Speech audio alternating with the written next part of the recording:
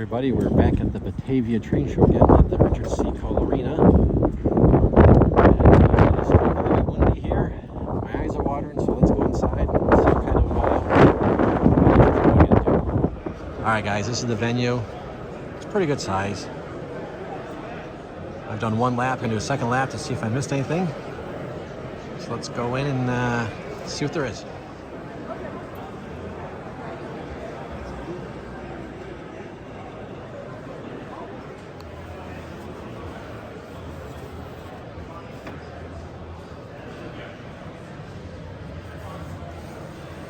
Strasbourg.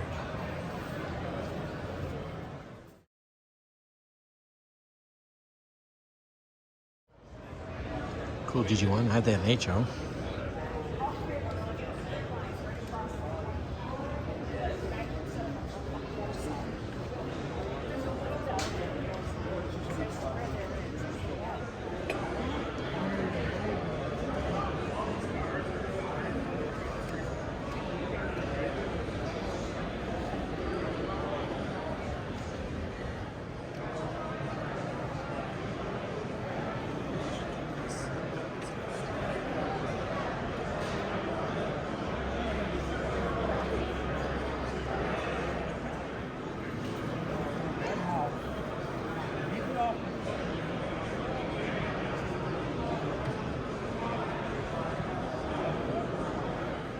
All right, I'm in the middle of the show,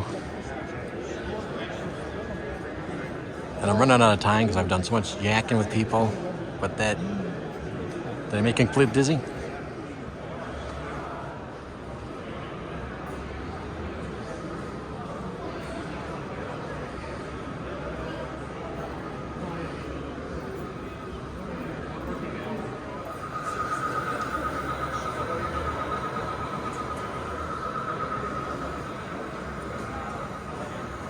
Here we have professional model railroader Kevin operating the layout. Here's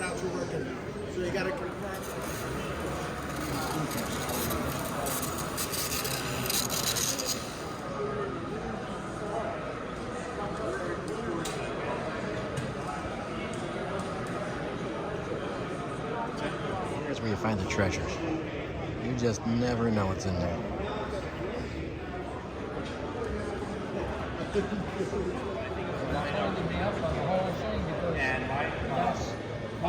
My friends at Lake City Hobby, they have a setup. I do, but I'm worried about his friend coming up on.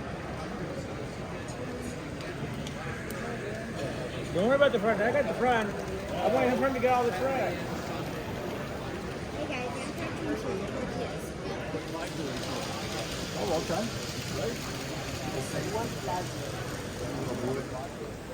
That one, yeah, right in the front.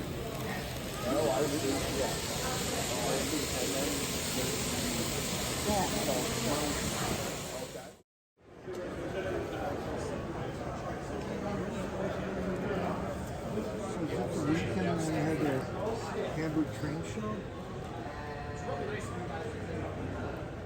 Hey everybody, well I'm back home, back in the, I guess you call it train, like a train corner. Well, it's a train room, but I got so much train crap, you can't move down here. I need a train building. But anyways, I just want to apologize that, yeah, the video was short of the show, and the opener where I'm walking towards the building, you can barely hear my voice, because I didn't realize how noisy that wind would be on the camera. And I spent the night near Batavia, because I have relatives out that way, and it sounded like there's a train going through the yard all night long. I mean, just this roar. It was crazy. You know, down here in Binghamton, we're so hilly, we don't get that kind of wind normally. But, yeah, when I got to the show, I ran into a bunch of people I know, like Tom from the FCTT High Railers. They're the ones that make that beautiful O-gauge modular layouts that you've seen many times at shows. And I met one of my subscribers, wicked nice guy, had a great conversation with him. Was hanging out with the Rochester Model Train Club guys. You know, they're always a blast. And finally got to meet Tim of CP 368 Productions. I've known him for like 2 years, I think. You know, just through YouTube. I never met the guy, and we don't live that far away, really. And so we had a great conversation. Wicked nice guy. So glad I got to meet you, Tim. That was fantastic. And yeah, I was having so much fun interacting with everybody. And I was talking to my buddy Wesley from the train shop in Geneva, the Lake City Hobbies. Check that out if you're in Geneva, by the way, right near the Finger Lakes Railway. So anyways, I'm just talking to all these people. I'm just having a blast, man. It was great. And next thing I know, it's 2 o'clock. The show closes at 3. I've done one partial sort of lap around the place. And I shot no video other than just walking to the building. So I'm like, So I just quickly shot video, this, that, and the other thing. While I'm trying to shop too frantically before the time runs out. So that's kind of why it's a little short. But anyways, you know what? I got some stuff. Oh, not that stuff. This stuff. So let me show you real quickly what I got to show. I got some cool things. And there's some, you know what? There's some really good prices there. So, I want to mention too, this show, which is going on for quite a while, is brought to you by the Genesee Society of Model Engineers. And they do an amazing job. This is a great show. This is one of those shows in my book. It's a must-do if you're in New York State or whatever. And if you're visiting this area, hit the Batavia show if you can, because it is a really good show. All right, let's go see what I got. All right, first up, I got this Walters Proto 50-foot double-door box car.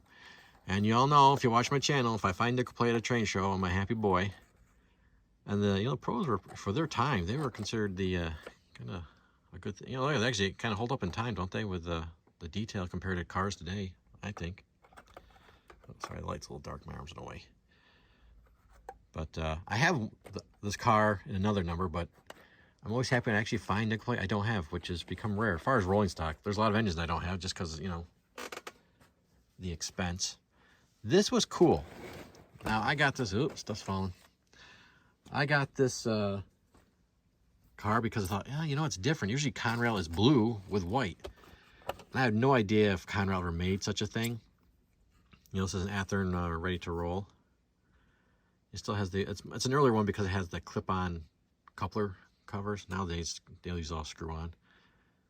Not a ton of detail on the bottom. It's kind of based on the old blue box. They upgrade the blue box molds. But I looked it up, and sure enough, this car exists. And it had like a little beacon here, like maybe it was, I don't know what that was for. The photos I saw, it was like maybe a GPS unit, which I don't think they even had when this was out, but I don't know. Maybe somebody in the comments knows. But I thought, that's a cool find. And let's show you this one. A Mantua car. They did a ton of their metal reefers for all kinds of things. And I like finding cars that has manufacturers' names on it. That's one of the things I collect. I know what you're thinking. What don't you collect in trains? Well, there must be something. I can't think offhand, but there must be something. Anyways, it's the old Mantua, but I just love, finding their name on stuff. I got a whole bunch of cars with different manufacturers' name. So that was a cool find. I can't remember what this. Oh, I think it was $4. Not bad at all. And then I got the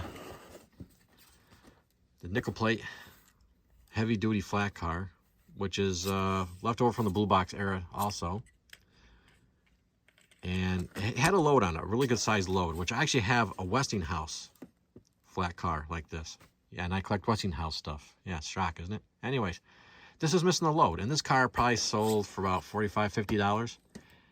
The guy goes, I'm sorry, the load's missing. I don't know where it is. Would you do $5? Heck yeah. I mean, I actually have this car. I made a custom one years ago out of a Bachmann car. But hey, $5, why not? And I'll show you a couple of these. Somebody had a box of these things. The plug-and-play light system from Woodland Scenics. $5. Now look at the original price, $20. I think this is like 10 or 12 at hobby shops. I should have grabbed more. I didn't, but I'm trying to collect a bunch of these so when I actually build a layout, whenever that happens. Because this system's so easy. Just plug stuff and stick the lights in the buildings and things. But that was a great buy. And I got this from a wicked nice guy. I was talking to him. He did the light weathering on this. I like the paint scheme. And he says, yeah, he likes doing a little light weathering. People seem to like that. I think he did a great job. Because it's not wicked filthy, but it doesn't have that newish vibe to it. $10 for an Atlas car. I'll show you the bottom detail.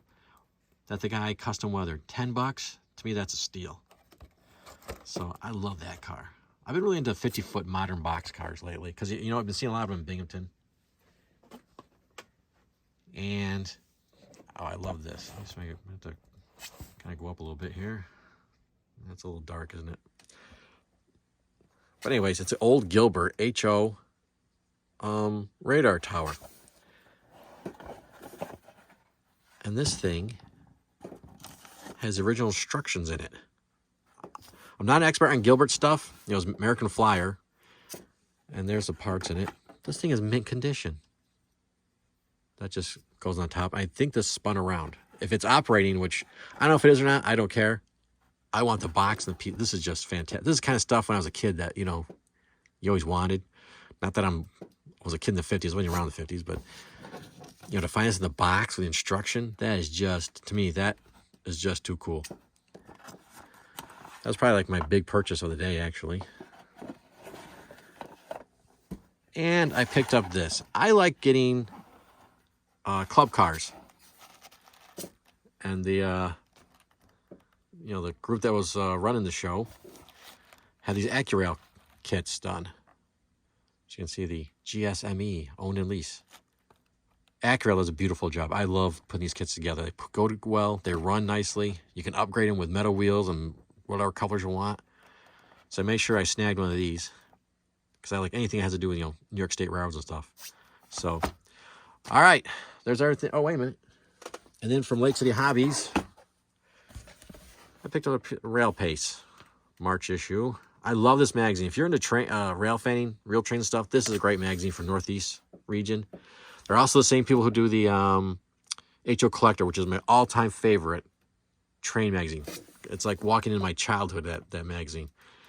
So, and I made another purchase at Lake City, which was, we'll discuss later because it was quite the purchase, let me tell you. That's just a tease, I guess. So, I'll end it there. Like I said, I had a blast. It was just a fun. I wish this was a 2-day event. Really, I was just having so much fun. But then again, you get me talking about trains, and I won't shut up. I don't know if you can tell that or not from my videos. So, anyways, guys, I had a great time. Hope I meet more of you guys out there in the future. And as always, you know the tagline: if you see trains, you just might see me.